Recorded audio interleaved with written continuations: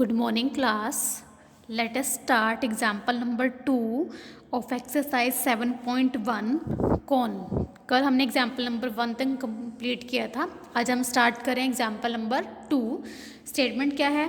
एक प्लेन है x by a plus y by b plus z by c equal to 1 meets the coordinate axis in A B C. ठीक है, एक plane है हमारे पास, वो कोऑर्डिनेट एक्सिस को मीट कर रहा है at point A B C पे। मान लो ये एक्स एक्सिस है, यहाँ ए पॉइंट है, ये वाई एक्सिस है, यहाँ बी पॉइंट है, ये जेड एक्सिस है, यहाँ पे सी पॉइंट है। ठीक है, जो प्लेन है वो इन एक्सिस को ए पॉइंट पे, बी पॉइंट पे और सी पॉइंट पे मीट कर रहा है। तो आपको दिख रहा है ये मेरा एक प्लेन है जो कोऑर्डिनेट एक्सिस को ए बी सी पॉइंट पे मीट कर रहा है। ठीक है, इसकी इक्वेशन ये है। Prove that the equation to the cone generated by the lines draw from O to meet the circle ABC is, ये आनी चाहिए। तो आपने क्या प्रूव करना है? अपने इक्वेशन निकालनी है। किसकी इक्वेशन निकालनी है? कोन की। और कोन कैसे जनरेट हो रहा है? ओ से, ओरिजिन से लाइन, ओरिजिन से जो लाइनें पास हो रही है उनसे कोन जनरेट हो रहा है। ठीक है, और जो कोन है किस पे मीट हो रहा है? सर्कल ए बी सी से, ए बी सी पे। और वो इक्वेशन आपने ये प्रूव करनी है। अब ध्यान से समझो, आपने ओ से जो लाइनें जनरेट हो रही है, ठीक है, ये आपको कह रही है कि कोन बना रही है। आपको दिख रहा है? देखो यहाँ पे, आप यहाँ देख लीजिए ये भी कोन है, ये देख लीजिए ये भी कोन है, ये देख लीजिए ये भी कोन है। ठीक है, ये तो कोन का वर्टेक्स हो गया आपका ओ। ठीक है, क्योंकि ओ से लाइनें जनरेट हो रही है, जनरेटर है ओ से जनरेट हो रहा है। ठीक है, जो बेस है कोन का वो आपके पास क्या है? मीट द सर्कल, मतलब जो कोन का जो बेस है, ठीक है, जो गाइडिंग कर्व है वो सर्कल ए बी सी है। देखो ए बी सी में से एक सर्कल भी पास हो रहा है। ठीक है, जो इस प्लेन को इंटरसेक्ट कर रहा है। ठीक है, तो हमें पता है कि जब कोई सर्कल, हमें पता है कि ये आपके पास जो सर्कल है ये देखो ये है। ठीक है, क्लियर है? तो मतलब ये है कि ओ से जो लाइनें पास हो रही हैं, ठीक है, वो तो जनरेटर होगी कोन की, ये आपके पास कोन का क्या होगा? बेस हो गया। ठीक है, तो आपको एक कोन दिख रहा है, तो इस कोन की इक्वेशन आपने निकालनी चाहिए। यहाँ देख लीजिए कोन है, चाहिए देख लीजिए ये भी कोन है। ठीक है, ये सर्कल हो गया आपका ए बी सी। ठीक है, बेस हो कौन का? ये जनरेटर होगी, ये बेस हो गया कौन का? जनरेटर होगी। ठीक है, ठीक है, तो आपने ये प्रूव करनी है। क्लियर है? अब देखो द गिवन प्लेन, सबसे पहले हम क्या काम कर रहे हैं? जो हमारे पास गिवन है वो लिखूंगी। The given plane is, plane की इक्वेशन लिख ली मैंने। ठीक है, नाउ हमारे पास गिवन है कि जो प्लेन है ये कोऑर्डिनेट एक्सिस, एक्स एक्सिस को मैंने ले लिया, ए पॉइंट पे मीट कर रहा है। ठीक है, तो एक्स एक्सिस से वाई कोऑर्डिनेट भी जीरो, जेड कोऑर्डिनेट भी जीरो, तो ए पॉइंट की कोऑर्डिनेट क्या बनेंगे? अगर मैं यहाँ से लेके यहाँ तक का डिस्टेंस ए कंसीडर कर लेती हूँ तो ए पॉइंट की कोऑर्डिनेट हमारे पास क्या बनेंगे? ए, 0,0। क्लियर है? नेक्स्ट हमारे पास बी पॉइंट की कोऑर्डिनेट कैसे क्या बनेंगे? अगर यहाँ पे, क्योंकि बी हमारे वाई एक्सिस पे है, तो वाई एक्सिस पे एक्स भी जीरो होगा, जेड भी जीरो होगा, ये डिस्टेंस में बी ऐड कर लूँगी तो 0 बी 0। इसी तरह सी पॉइंट जेड एक्सिस पे है वो क्या बनेगा आपके पास? 0 0 सी, क्योंकि एक्स कोऑर्डिनेट भी 0, वाई कोऑर्डिनेट भी 0 और जेड कोऑर्डिनेट मेरा सी हो गया। क्लियर है? ठीक है, तो आपके पास क्या हुआ देखो, तो यहाँ पे आपके पास क्या है कि एक तो प्लेन है ए बी सी, ठीक है, एक सर्कल है ए बी सी, और एक मैं स्फीयर भी लूँगी ओ ए बी सी। ठीक है, ओ ओरिजिन में से, ए में से, बी में से, सी में से पास होता हुआ एक मैं क्या लूँगी? स्फीयर, क्योंकि एक स्फीयर की और प्लेन की इंटरसेक्शन से ये आपको सर्कल मिलेगा ए बी सी। जो आपके पास कोन का ये बेस है ना, जो सर्कल है, ये किसकी इंटरसेक्शन से मिलेगा आपको? इस स्फीयर की, जिसका नाम है ओ ए बी सी, ये पूरा स्फीयर, और एक आपके पास जो प्लेन है ए बी सी, इन दोनों की इंटरसेक्शन से इस प्लेन की, ठीक है, और इस स्फीयर की इंटरसेक्शन से जो आपको, जब मान लो ये आपके पास एक पूरा स्फीयर है, ठीक है, ये आपके पास स्फीयर है, जब इसको ये प्लेन कट करेगा, ठीक है, जब कट करेगा जो ऊपर वाला सरफेस होगा वो क्या बनेगा? आपका सर्कल बनेगा। तो वो क्या है? बेस है किसका? कोन का।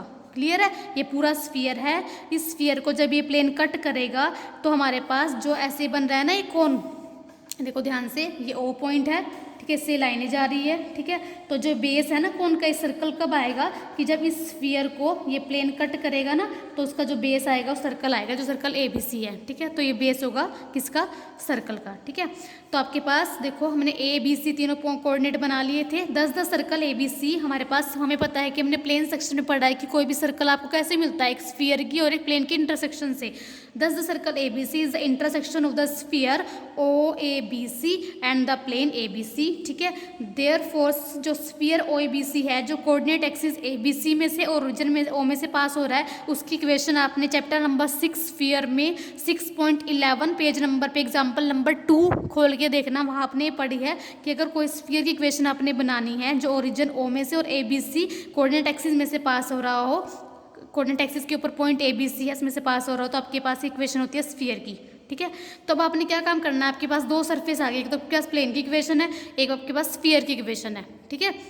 इन दोनों का यूज़ करके आपने कोन का जनरेट करना है और कोन आपके पास ये आना चाहिए, ठीक है। तो जैसे हमने एग्जांपल नंबर फर्स्ट किया था, मैं क्या काम करूँगी, मुझे पता है कि कोन की इक्वेशन क्या होती है, होमोजीनियस, ठीक है। तो सेम डिग्री की बनानी है हमें, और हमें पता है कि कोन हमेशा सेकंड डिग्री का होता है, क्योंकि कोनिक सेक्शन पूरा कोनिक सेक्शन के अंदर रहता है, कोनिक सेक्शन पूरा सेकंड डिग्री की इक्वेशन का होता है, ठीक है। तो मैं इस इक्वेशन को होमोजीनियस बनाऊंगी सेकंड डिग्री की। यहाँ भी एक्स स्क्वायर है, यहाँ भी एक्स स्क्वायर है, यहाँ एक्स स्क्वायर है, यहाँ वाई स्क्वायर है, जेड स्क्वायर है, यहाँ पे एक्स की सिंगल पावर है, यहाँ भी वाई की सिंगल पावर है, जेड की सिंगल पावर है। तो मैं इसकी डिग्री कंप्लीट करने के लिए क्या काम करूँगी, मैं कैसे करूँगी, देखो मैं सिंप्लीफाई करके दिखाती हूँ। मैं क्या काम करूँगी, x square plus y square plus z square, ठीक है। हमारे पास इक्वेशन है, पहले मैं वो लिख देती हूँ जिसको मैं होमोजीनियस बनाऊंगी, a x minus b y minus c z equal to 0। अब मैं डिग्री कंप्लीट करने के लिए x square plus y square plus z square, ठीक है। ए एक्स को साइड लेके जाऊंगी, पॉजिटिव हो जाएगा, बी वाई भी पॉजिटिव हो जाएगा, सी जेड भी पॉजिटिव हो जाएगा, ठीक है। अब मैं क्या काम करूँगी, मेरे पास प्लेन की इक्वेशन क्या है, x by a plus y by b plus z by c equal to 1, ये मेरे पास प्लेन की इक्वेशन है, ठीक है। अब मैं यहाँ पे क्या काम करूँगी, मुझे सेकंड डिग्री की बनानी है, ठीक है। यहाँ पे मेरे इक्वल टू में 1 है, ठीक है। इससे ऊपर वाले एग्जाम्पल में आप देखना हमने कैसे किया था, इसमें उसमें थोड़ा बहुत डिफरेंस है, कि यहाँ पे तो मेरे पास एग्जाम्पल नंबर 1 यहाँ भी 1 था, यहाँ भी 1 था, मैंने 1 का स्क्वायर करा दिया, तब हमारे पास यहाँ पे 1 तो नहीं है ना। तो मैं क्या काम कर रही हूँ, सेकंड डिग्री की बनानी है, तो मैं इंटू में 1 लिख सकती हूँ कहीं भी, ठीक है। अब मैं क्या काम करूँगी, यहाँ तो एज इट इज चलेगा, a x plus b y plus c z as it is, इस 1 के प्लेस पे 1 इसकी प्लेन से वैल्यू पुट कर दूंगी, x by a plus y by b plus z by c, ठीक है। इन दोनों की मल्टीप्लिकेशन कराऊंगी तो मेरे पास स्क्वायर में मतलब सेकंड डिग्री की कोफिशिएंट्स आ जाएंगी, ठीक है। तो आपके पास देखो आगे ऐसे ही लिखा हुआ है, क्लियर है।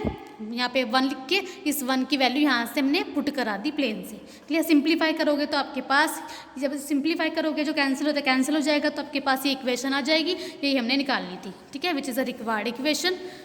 कब आई, जब आपके पास एक कोन किस में से पास हो रहा है, इंटरसेक्शन में से, किस में से, एक स्फीयर में से, एक प्लेन की इंटरसेक्शन में से, जो उसका बेस है वो सर्कल मिल रहा है, क्लियर है। एग्जाम्पल नंबर 3 है आपके पास, plane through o x and o y inclined an angle alpha. दो प्लेन है आपके पास, एक एक्स एक्सिस पे प्लेन है, एक वाई एक्सिस पे प्लेन है, दोनों के बीच में एंगल क्या बन रहा है, alpha. Prove that their line of intersection lies on the cone this. इन दोनों प्लेन की जो इंटरसेक्शन की लाइन होगी, जहाँ पे दोनों पॉइंट आपस में मीट कर रहे हैं, ठीक है, वो लाइन आपने प्रूव करनी है, lies on the cone this, ठीक है। वो इस कोन पे लाइज करेगी, इस कोन की इक्वेशन को सेटिस्फाई करेगी, ठीक है। अब ध्यान से देखो, आपके पास ये एक्स एक्सिस है, दिख रहा है सभी को, ठीक है। ये मेरा वाई एक्सिस है, ये मेरा एक्स एक्सिस है, वाई एक्सिस है। एक प्लेन मैंने एक्स एक्सिस पे ले लिया, एक प्लेन मैंने वाई एक्सिस पे ले लिया, ठीक है। तो ये इन दोनों की लाइन ऑफ इंटरसेक्शन है, देखो ये इस वाले प्लेन की लाइन होगी, ये इस वाले प्लेन की लाइन होगी, ठीक है। तो ये आपस में क्या है, इंटरसेक्ट कर रही है इस पॉइंट पे, ठीक है।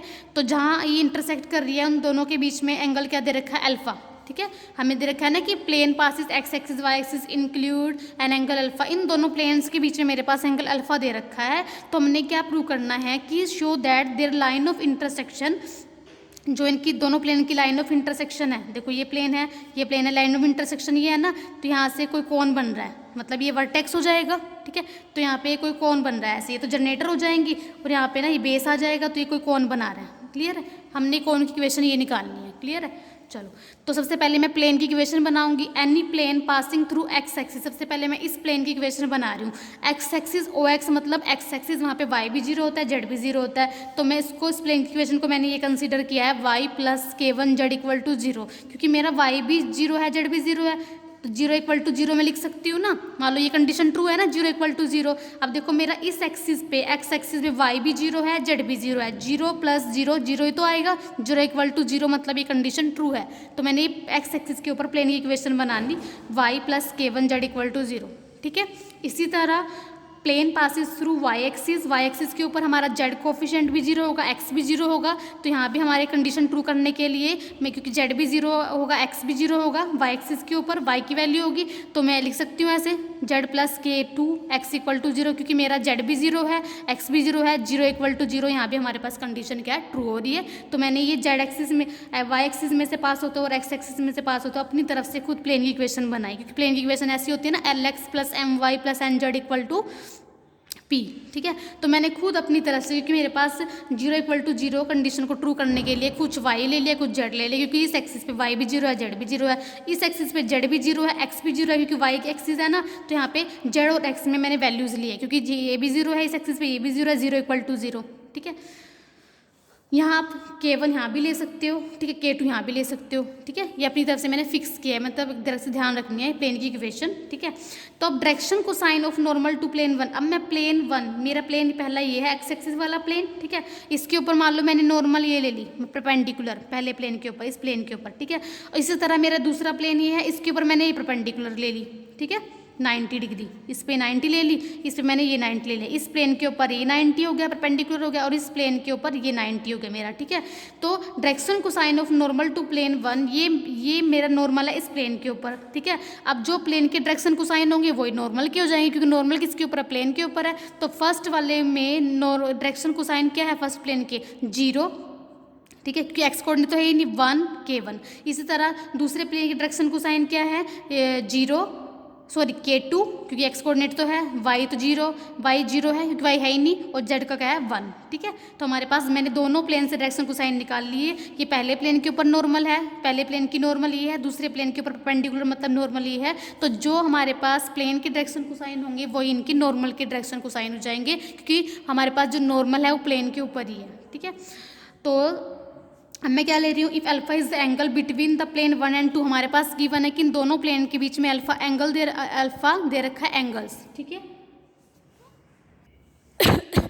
तो अल्फा हमारे पास दोनों प्लेन्स के बीच में स्टूडेंट्स एंगल दे रखा है, इस प्लेन के बीच में और इस प्लेन के बीच में मेरे पास एंगल अल्फा दे रखा है। ठीक है, दे रखा है ना हमारे पास ओ एक्स, जो एक्स एक्सिस में से पास हो रहा है, जो वाई एक्सिस में से पास हो रहा है, इन दोनों प्लेन के बीच में एंगल अल्फा दे रखा है। ठीक है, अब मेरे ये पहली प्लेन के एक्स एक्सिस वाले प्लेन के ऊपर नॉर्मल है और ये वाई एक्सिस वाले प्लेन के ऊपर नॉर्मल है, तो जो इन प्लेन्स के बीच में एंगल है वही इनकी नॉर्मल के बीच में एंगल हो जाएगा, क्योंकि हमारे पास रिजल्ट होता है कि angle between the line same as the angle between their perpendiculars. ठीक है, तो ये प्लेन की लाइन है, ये इस वाले प्लेन की लाइन है, तो जो इन दोनों के बीच में एंगल होगा वो इनकी नॉर्मल के बीच में एंगल हो जाएगा। ठीक है, if alpha is the angle between plane 1 and 2 then alpha is the angle between their normals, क्योंकि प्लेन्स के ऊपर ही तो नॉर्मल है, तो जो एंगल प्लेन की लाइन के बीच में होगा वो इनकी नॉर्मल की लाइन के बीच में होगा, क्योंकि नॉर्मल प्लेन के ऊपर ही तो है। ठीक है, तो हमारे पास एंगल निकालने का मेथड होता है tan अल्फा, किन्हीं दो प्लेन्स के बीच में एंगल निकालने का मेथड होता है कि tan theta is equal to plus minus under root summation. ये दिखा हुआ है, मैं आपको लिख के बताती हूँ कि फार्मूला क्या होता है। अगर आपके पास दो प्लेन है, पहले प्लेन के direction cosine L1 M1 N1, दूसरे वाले प्लेन के डायरेक्शन कोसाइन क्या L2 M2 N2, तो आपके पास एंगल, अगर दो प्लेन के बीच में एंगल अल्फा है तो tan अल्फा निकालने का मेथड होता है प्लस माइनस अंडर रूट। ऐसे होता है, देखो L1, एक बार ये दोनों लेंगे, L1 into M2, L1 into M2 minus आता है फिर बीच में, फिर L2 इंटू M1, क्लियर है ब्रैकेट में। ठीक है, फिर बीच में प्लस डालते हैं, फिर दोबारा अब इन दोनों को लेंगे। ठीक है, M1 into N2 minus M2 into N1। इसी तरह एक बारी ये दो हो गए, ये दो हो गए, अब इसको और इसको लेंगे, फर्स्ट को एंड थर्ड को, L1 into N2 minus L2 into N1, clear है। और नीचे हमारे पास क्या आता है, L1 L2 का प्रोडक्ट प्लस M1 M2 का प्रोडक्ट प्लस N1 N2 का प्रोडक्ट। मैंने फार्मूला लिखा हुआ है, ध्यान से देख लेना। ठीक है, अब मैं आपको उसको सिंप्लीफाई करके दिखा रही हूँ। देखो, तो फर्स्ट हमारे पास जो प्लेन की इक्वेशन है उसमें आपके पास डायरेक्शन कोसाइन क्या है, 0 1 K1। ठीक है, तो दूसरे वाले में डायरेक्शन कोसाइन क्या है, K2 0 और 1।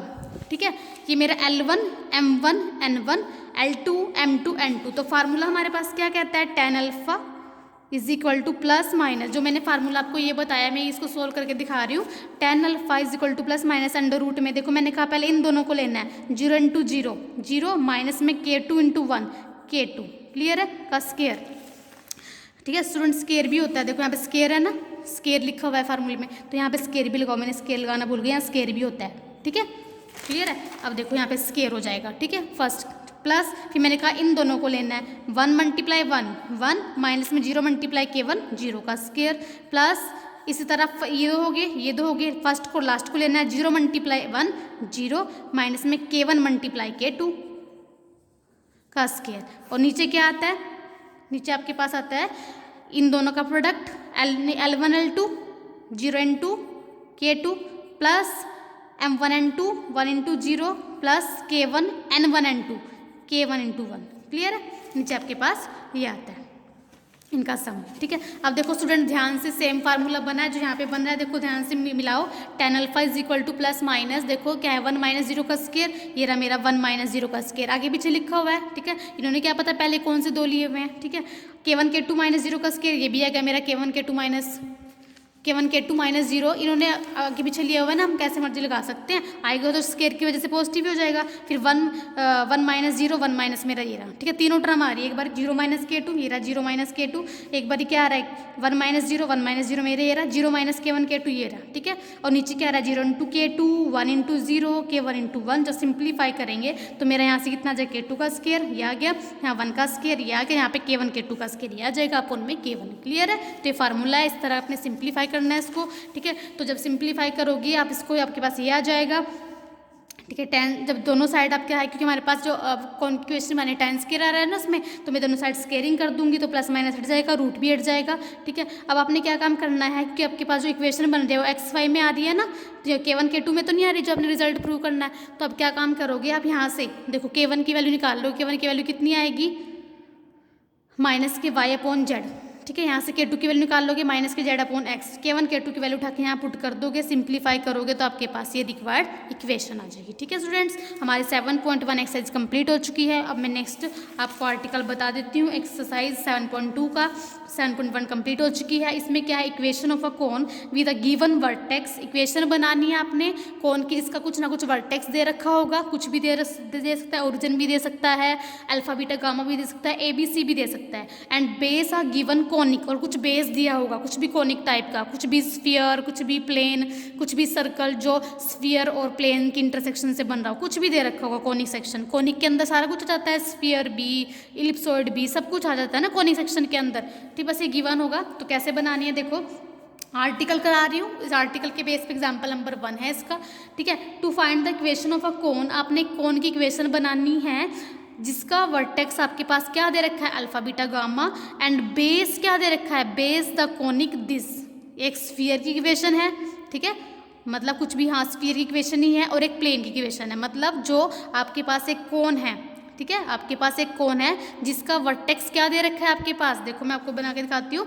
एक कोन है जिसका वर्टेक्स हाईलाइट कर लेना अल्फा बीटा गामा, जो वर्टेक्स है कोन का वो अल्फा बीटा गामा दे रखा है, ये जनरेटर होगी। ठीक है, और जो एक कोन है, कोन जो अल्फा बीटा गामा जिसका क्या है वर्टेक्स है, उसका जो बेस है ना, ये बेस आपके पास क्या दे रखा है, इन दो कर्व से बनता हुआ दे रखा है, मतलब इन दोनों कर्व की इंटरसेक्शन से, इन दोनों कर्व से आपके पास ये बेस बन रहा है। ठीक है, वो ये प्लेन की इक्वेशन है Z=0, ये आपके पास स्फीयर है, जब किसी प्लेन की स्फीयर को टच करता है तो सर्कल मिलता है ना, तो बेस दे रखा है, इससे आपको कोई मतलब नहीं है, बस ये जो बेस है ना वो ये दे रखा है। ठीक है, तो गिवन बेस लिख लिया। ठीक है, हमने क्या लिया, एक को हमारा एक क्या वर्टेक्स सेलेक्ट कर लिया। तो सबसे पहले मैं एक जनरेटर की इक्वेशन निकाल रही हूँ। जनरेटर हमारे पास स्ट्रेट लाइन तो होती है, ठीक है, जो इस पॉइंट में से पास हो रही है। ठीक है, तो equation of any generator line जो वर्टेक्स अल्फा बीटा गामा में से पास हो रही है, और उसकी डायरेक्शन को साइन मैंने लेट कर ली LMN, क्योंकि लाइन की इक्वेशन ऐसी बनती है ना, x माइनस पासिंग पॉइंट क्या होगा जनरेटर का अल्फा, चाहे इसे जनरेटर की निकाल दो चाहे इस जनरेटर की निकाल दो, वर्टेक्स तो ये रहेगा, पासिंग पॉइंट तो ये रहेगा, और गाइडिंग कर्व ये रहेगी। ठीक है, तो मैं इस जनरेटर की इक्वेशन निकाल रही हूँ, x minus alpha upon L direction cosine, y minus beta upon n, z minus gamma upon n। ठीक है, क्लियर है, तो मैंने इस जनरेटर की इक्वेशन निकाल दी। क्लियर है, अब मुझे पता है कि जनरेटर है इस कर्व को मीट कर दिया, कर्व क्या दे रखी है, ये दे रखी है। ठीक है, तो इसका मतलब है कि जनरेटर इसको सेटिस्फाई करेंगे इस कर्व को, तो इसका मतलब ये है कि विच मीट्स द कोन, जो जनरेटर है कोनिक वन को जो हमारे पास बेस दे रखा है कोन को, उसको मीट कर रही है ना, तो इसका मतलब है कि इन कंडीशन को सेटिस्फाई करेगा। तो हमारे पास क्या कंडीशन है यहाँ पे, Z=0, मैं पहले ये कंडीशन उठा रही हूँ, करूँगी तो इसका भी यूज़, तो Z=0 कंडीशन का मैं यहाँ यूज़ कर देती हूँ Z की वैल्यू। ठीक है, कि ये जनरेटर है, ये इस कर्व को, इस कोनिक को मीट कर रही है। तो कोनिक को जब मीट कर रही है तो इसके ऊपर आ गई, इसका मतलब इसकी कंडीशन को सेटिस्फाई करेगी। तो इसकी कंडीशन क्या दे रखी है, z=0, तो z=0 इस जनरेटर को सेटिस्फाई करेगा। यहाँ 0 पुट कर देंगे तो ये आ जाएगा। यहाँ से हम x की वैल्यू, y की वैल्यू, क्योंकि यहाँ तो वेरिएबल तो हट गया, कॉन्स्टेंट है ना। जैसे हम किसी लाइन के ऊपर कोई पॉइंट निकालते हैं तो कैसे लेते हैं, =r लेके। अब r लेने की जरूरत ही नहीं है क्योंकि हमारे पास ये कॉन्स्टेंट आ गया। तो यहाँ से x और y की वैल्यू मैं निकाल दूंगी। ठीक है, तो हमारे पास जो x और y की वैल्यू आई है, जो इस लाइन से हमने पॉइंट निकाला है x, y और z, तो मेरा 0 ही है, वो इस कर्व को सेटिस्फाई करेगा। पहली कंडीशन तो यूज़ कर ली थी, अब ये कंडीशन भी तो है, तो x, y, z की वैल्यू मैं यहाँ पुट कर दूंगी अपनी। ठीक है, जब मैं यहाँ पुट करूँगी तो आपके पास इक्वेशन आ जाएगी, which is the condition for line 2 intersect कर रही है इस कोनिक को। क्लियर है। अब आपने क्या काम करना है, यहाँ से LMN को एलिमिनेट करना है। इक्वेशन आएगी x, y, z में, वो आपके पास रिक्वायर्ड इक्वेशन ऑफ कोन हो जाएगी। ठीक है, LMN को कहाँ से एलिमिनेट करोगे, इक्वेशन नंबर 2 का यूज़ करके। ठीक है, अब क्या है, देखो eliminating LMN between 2 and 3, equation number 2 से LMN की वैल्यू निकाल के इक्वेशन नंबर 3 में पुट करोगे, सिंप्लीफाई करोगे तो आपके पास क्या आ जाएगी, रिक्वायर्ड इक्वेशन ऑफ कोन आ जाएगी। ठीक है, अब इसी के ऊपर एग्जाम्पल नंबर 1 है आपका। देखो students, find the equation of a cone with vertex 1, 1, 1।